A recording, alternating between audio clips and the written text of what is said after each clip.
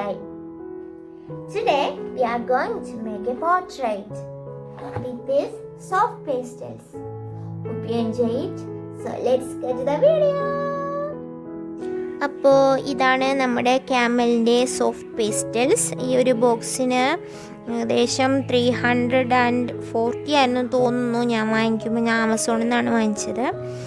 And ഇതിനകത്ത് 36 shades ആണുള്ളത്. വളരെ വൈബ്രൻ്റ് ആയിട്ടുള്ള കളേഴ്സാണ് ഇതിലുള്ളത്. അപ്പം ഞാൻ ഈ ഒരു പോർട്രേറ്റ് ചെയ്യാൻ വേണ്ടിയിട്ട് ഇവിടെ 3 മെത്തേഡിലാണ് ഈ ഒരു കളർ അപ്ലൈ ചെയ്യാൻ പോണത്. അപ്പോൾ ഫസ്റ്റ് മെത്തേഡ് ഡയറക്റ്റായിട്ട് നമുക്ക് പേപ്പറിലേക്ക് ഈ ഒരു സ്റ്റിക്ക് വെച്ചിട്ട് തന്നെ പിഗ്മെൻറ്റ് അപ്ലൈ ചെയ്യാം.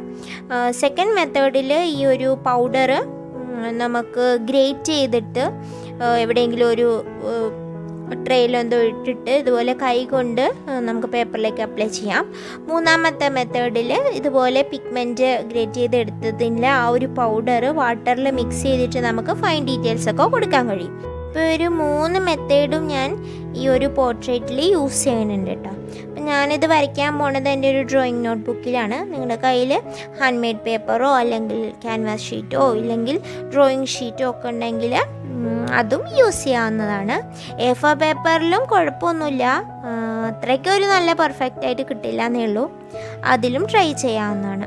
അപ്പം ഞാൻ ആദ്യം ഈ ഒരു പിഗ്മെൻറ്റ് പൗഡർ എടുത്തിട്ട് കൈ കൊണ്ട് ഞാനൊരു ബേസ് കോട്ട് അപ്ലൈ ചെയ്യണം.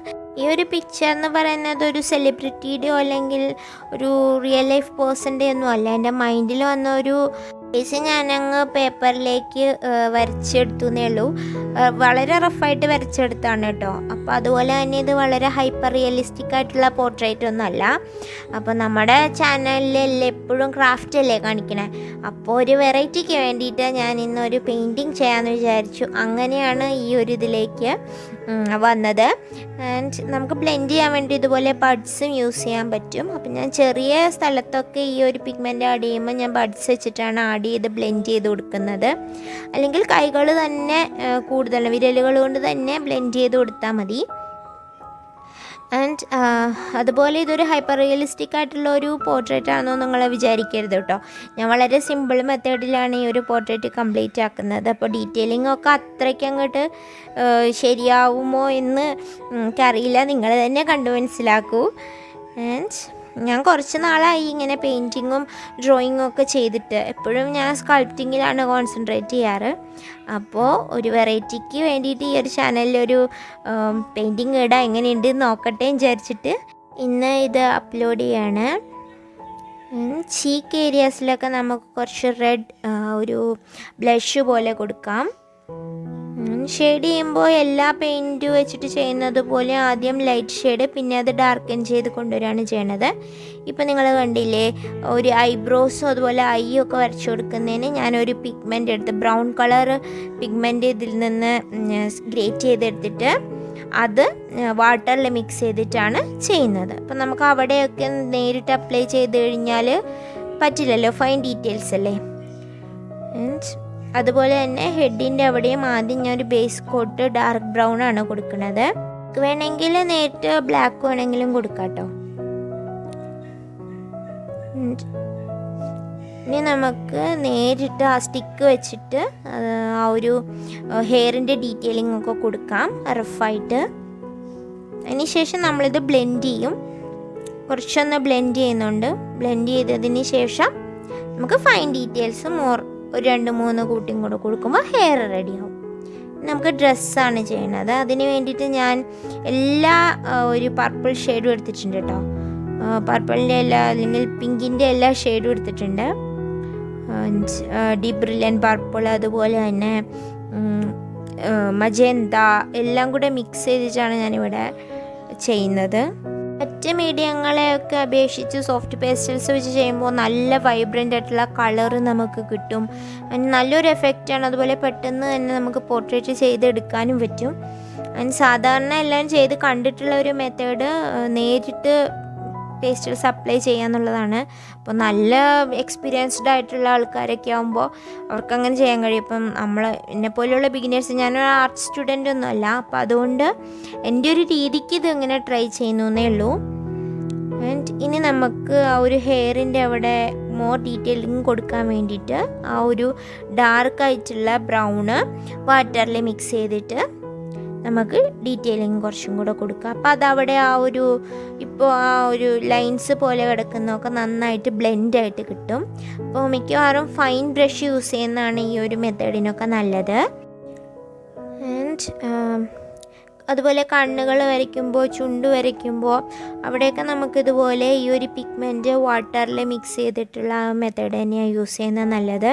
അപ്പോൾ നമുക്ക് വേറെ ഒരു പെൻസിൽ വെച്ചിട്ടൊന്നും വരയ്ക്കേണ്ട കാര്യമില്ല. ഇത് തന്നെ സോഫ്റ്റ് പേസ്റ്റൽസ് ഒരു പെൻസിൽ പോലെ വരുന്നുണ്ട്. അപ്പോൾ അതാണ് നിങ്ങൾ യൂസ് ചെയ്യുന്നതെങ്കിൽ ആ ഒരു പെൻസിൽ കൊണ്ട് വരച്ചു കൊടുത്താൽ മതി. അപ്പോൾ എൻ്റെ കയ്യിൽ അതൊന്നും ഇല്ലല്ലോ, അപ്പോൾ അതുകൊണ്ട് ഞാൻ ഈ ഒരു മെത്തേഡ് ഫോളോ ചെയ്യുന്നതേ ഉള്ളൂ. ഇനി നമുക്ക് ഹെയറിൻ്റെ ഡീറ്റെയിലിങ്ങിൽ ബ്ലാക്ക് അപ്ലൈ ചെയ്ത് കൊടുക്കാം. ഡാർക്കായിട്ട് വരുന്ന ഏരിയയിലൊക്കെ ബ്ലാക്ക് വെച്ചിട്ട് ഡീറ്റെയിലിംഗ് കൊടുക്കാം. ഞാനിവിടെ 0 ബ്രഷാണ് കേട്ടോ യൂസ് ചെയ്യുന്നത്. അപ്പോൾ എന്നാലേ നമുക്ക് ആ ഒരു ഹെയറിൻ്റെ ഫൈൻ ഡീറ്റെയിൽസ് കിട്ടുള്ളൂ. ഈ ഒരു ഫേസ് നിങ്ങൾ കണ്ടിട്ടുള്ള ആരെങ്കിലോ അല്ലെങ്കിൽ നിങ്ങൾക്ക് പരിചയമുള്ള ആൾക്കാരാണെങ്കിലോ അതുപോലെ ഏതെങ്കിലും സെലിബ്രിറ്റീസായിട്ടോ ഒക്കെ മുഖസാദൃശ്യം ഉണ്ടെന്നുണ്ടെങ്കിൽ അല്ലെങ്കിൽ റിസംബ്ലൻസ് ഉണ്ടെന്നുണ്ടെങ്കിൽ കമൻറ്റ് ബോക്സിൽ ഒന്ന് പറയണം കേട്ടോ. അപ്പോൾ ഞാനിത് ഈ ഒരു വർക്ക് ചെയ്യാൻ വേണ്ടിയിട്ട് റഫായിട്ട് വരച്ച ഒരു ഫേസാണ്. അപ്പോൾ നിങ്ങൾക്ക് ആരുമായിട്ടെങ്കിലും ഈ ഒരു പിക്ചറിന് സാമ്യം ഉണ്ടെന്നുണ്ടെങ്കിൽ ഒന്ന് പറയാം. അപ്പോൾ എനിക്ക് അറിയാനൊരു ക്യൂരിയോസിറ്റി ഉണ്ട് ഓരോരുത്തരുടെ വ്യൂസേ. ആൻഡ് അതുപോലെ ഞാൻ ഈ ഒരു വീഡിയോ ഫാസ്റ്റ് ഫോർവേഡിലാണ് കേട്ടോ എടുത്തിരിക്കുന്നത്. കാരണം ക്രാഫ്റ്റ് കാണുന്നത് പോലെ അത്രയ്ക്കൊരു രസം ഉണ്ടാവില്ല ഈ ഒരു പെയിൻറ്റിങ് വീഡിയോസ് കാണാൻ. അപ്പോൾ ഇതിപ്പോൾ ഫസ്റ്റ് ടൈം ആയതുകൊണ്ട് എങ്ങനെ ഉണ്ടാവും റെസ്പോൺസ് എന്നറിയാൻ ഞാൻ വെയിറ്റ് ചെയ്യണം.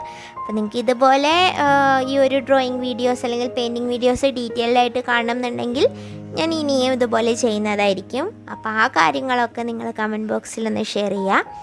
അതിന് നമുക്ക് ബാക്ക്ഗ്രൗണ്ട് കൊടുക്കുക. അതിന് വേണ്ടിയിട്ട് ഞാൻ ഇതിനകത്തുള്ള എല്ലാ ഗ്രീൻ ഷെയ്ഡ്സും എടുത്തിട്ടുണ്ട് കേട്ടോ, ഡാർക്കും ലൈറ്റും ഒക്കെ.